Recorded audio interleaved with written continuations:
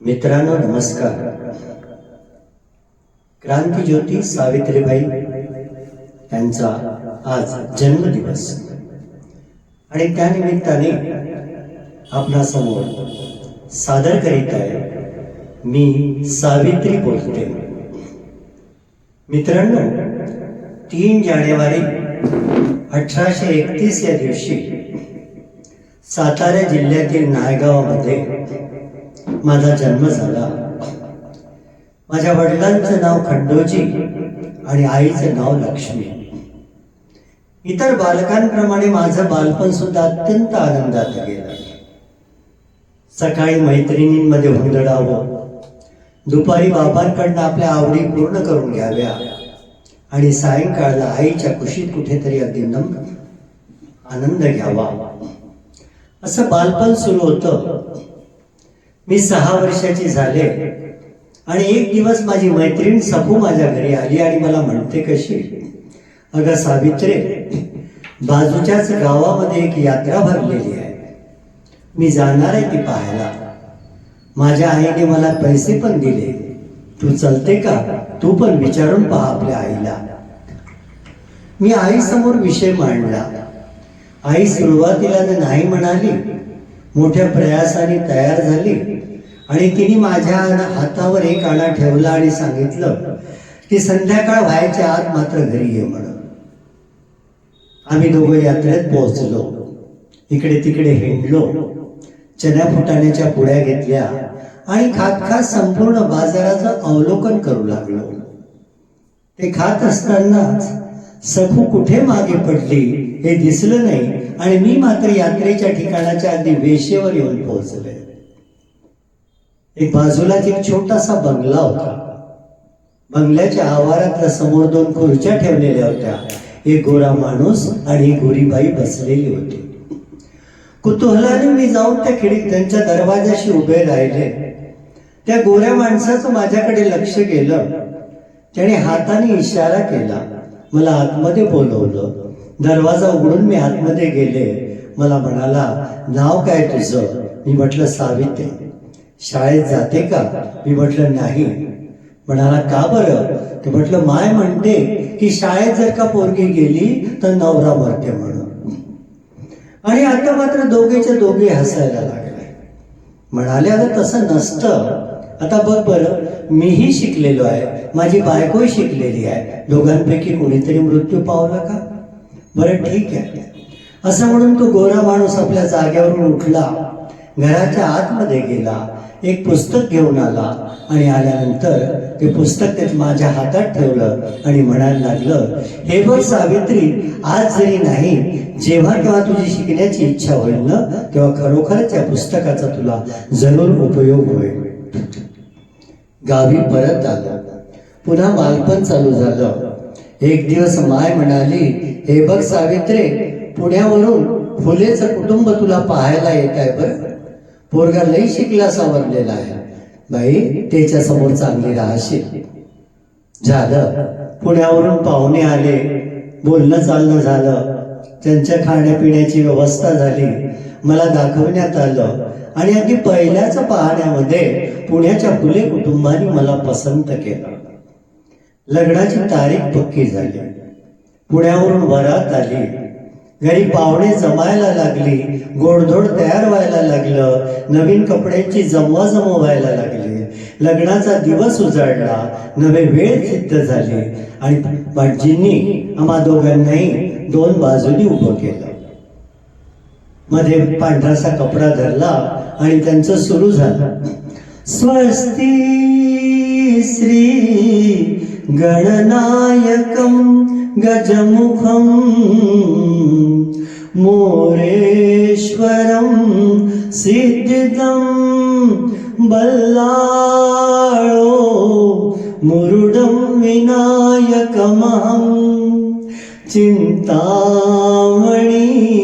थेवरं लेण्यादे गिरिजात्मजं सुरवदं विघ्नेश्वरं ओझरं ग्रामो रांजण संस्थितौ गणपती कुर्यात सदा मंगलम शुभमंगल सावधान.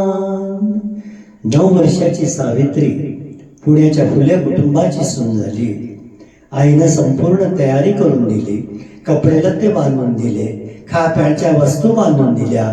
मी अलगदपणे वर गेले. त्या गोऱ्या माणसाने दिलेलं पुस्तक घेतलं, माझ्या अगदी कपड्यांच्या वळचटीमध्ये ते लपवून ठेवलं आणि मी पुण्याला आले. माझे माझी सासू, माझ्या नंदा खूप चांगल्या होत्या. सावित्री हे खाऊन पहा, सावित्री ते करून पहा असं सदैव म्हणायच्या. एक दिवस माझी सासू मला म्हणाली, अगं सावित्री, आज मला बरं वाटत नाही, एक काम कर, आज किनी ज्योतिबाचा डबा तूच घेऊन जा. मी त्यांचा शिदोरी घेऊन निघाले. जाताना आपलं पुस्तक लपून घेऊन गेले. शेतावर पोचले. ज्योतिबाने मला पाहिलं, आनंद झाला. दोघे जण बसलो. त्यांना जेवायला वाटलं. ज्योतिबाला मी म्हटलं, माझी एक इच्छा आहे, तुम्हाला बोलू का? ज्योतिबा म्हणाले, बोल ना. मी ते पुस्तक बाहेर काढलं आणि त्यांना सांगितलं, हे पुस्तक नवीन आहे माझ्यासाठी, मला हे शिकायचं आहे. माझं म्हणणं ऐकल्याबरोबर ज्योतिबांना कोण आनंद झाला. ते म्हणाले, अगं तू माझ्या मनातलं बोलली, फार छान, केव्हापासून शिकवणं सुरू करायचं आपण? ज्योतिबा म्हणाले की चांगल्या कामाला कधीही अगदी वेळ नसतं, चल आजपासूनच तुझ्या शिकवण्याची मी सुरुवात करतो. ज्योतिबांनी माझं बोट धरलं, ते खालच्या जमिनीमध्ये रोवलं आणि पहिला अक्षर काढला. असं म्हणतात की शिक्षणाची सुरुवात नेहमी ओम लिहावी म्हणून. मी ओम गिरवला. पहिले शब्द बाहेर पडले. शब्दांची जागा काही नंतर वाक्यांनी निघाली. वाक्यांचं रूपांतर काही दिवसांनी मोठमोठ्या उतार्यांमध्ये झालं आणि जी सावित्री आतापर्यंत निरक्षर होती ती आता शिकली झाली. छान वाटत होतं मला स्वतःमध्ये झालेल्या त्या परिवर्तनाला पाहून. एक दिवस स्वारी बाहेरून घरी आली. पाहतो तर त्यांचा चेहरा उतरला होता. मी त्यांच्या दुःखाचं कारण विचारलं. ते म्हणाले, अगं काही नाही, मला पुण्यामध्ये शाळा काढायची आहे. पण हे पुणेकर वाड्याची मंडळी असं म्हणतात की शाळा काढण्याची परवानगी आम्ही तेव्हाच देऊ जर तुमच्याकडे स्त्री शिक्षिका असेल तर. पण माझ्याकडे स्त्री शिक्षिका नाही. म्हणून माझ्यासमोर प्रश्न निर्माण झालाय की ही शाळा कशी निघावी. मी मात्र भीत ज्योतिबांना विचारून पाहिलं, हो हे काम मी स्वीकारलं तर चालेल का? अतिशय चंपन ज्योतिबा माझ्या चेहऱ्याकडे बघायला लागले आणि म्हणायला लागले की हा विचार तर मी कधी केलाच नव्हता. पण बघ बरं सावित्री, हे काम तुला वाटतं तितकं सोपं नाही, पण काही हरकत नाही, उद्याला जा, प्रयत्न करून बघ. ज्योतिबाची सावित्री दुसऱ्या दिवशी शाळेच्या उघडण्याकरिता आपल्या वाड्यावर येणार आहे ही बातमी वाड्यावर पोहोचली होती. त्या भागातली टवाळ मंडळी तिथे गोळा झालेली होती. त्यातल्या एका वयस्कर माणसाने मला सांगितलं की हे शाळा बिळा काढणं आणि हे महिलांचं शिक्षण जे आहे ते तुझ्या ज्योतिबा पुरतच मर्यादित ठेव, इथे हे चालणार नाही, याद राख, पुन्हा इथे पाय ठेवायचा नाही म्हणून. रडत रडत संध्याकाळी मी परतले. ज्योतिबांना सांगितलं. ज्योतिबा म्हणाले, मी तर तुला आधीच बोललो होतो की हे काम तितकं सोपं नाहीये, पण हिंमत केली तर सहज तुझ्याकडनं होऊ शकेल. दुसऱ्या दिवशी पुन्हा तिथे पोहोचले. एक सवंगडी माझ्या सोबत होती. पुन्हा ती माणसं गोळा झाली. त्यातल्या एकाने मला परावृत्त करण्यासाठी आपला हात उगारला. त्याचा तसाच हात मी आपल्या हवेत धरला. माहित नाही कोणता वेग आणि माझ्यामध्ये संचारलं होतं आणि मी सांगितलं, हाच का तुमचा पुरुषार्थ की स्त्रियांवर आपल्या विचारांना लादण्याचा प्रयत्न करायचा आणि ऐकत नसेल तर त्यांच्यावर शारीरिक अत्याचार करायचे. मी शाळा उघडणार म्हणजे उघडणार. त्याच वेळेला एक 8-9 वर्षाची पोरगी माझ्या जवळ आली. माझ्या पातळाचं ओझं धरलं आणि म्हणायला लागले की ताई, मी येईल तुमच्या शाळेत. 1च्या 2 झाल्या, 2च्या 4 झाल्या आणि ह्या 6 मुलींसह भिडेंच्या वाड्यामध्ये पहिल्यांदा ती शाळा सुरुवात झाली.